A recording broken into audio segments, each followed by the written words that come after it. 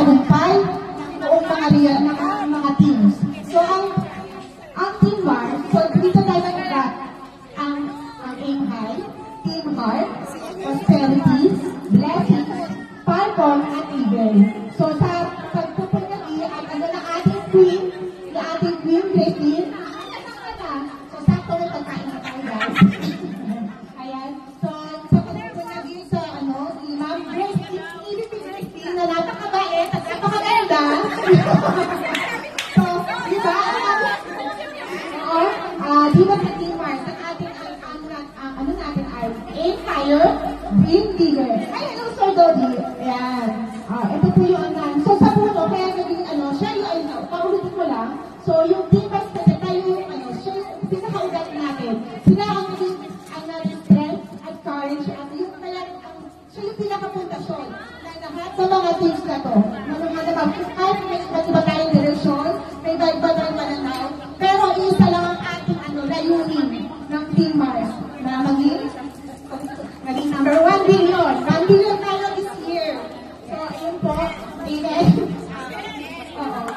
At nalago pa po, dahil makapansin nyo po, nalago pa yan, mas magbubuha pa po tayo. Yan. Tapos ang aking panalo, nasusunod po sa akin. Dali ka sa Ben, gitakpan natin si Lucas. Sa'yo pa rin yan.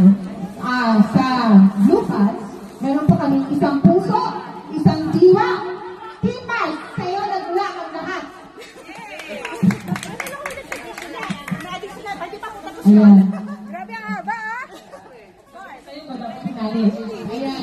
The sea symbolizes the struggles and challenges that we face as a region.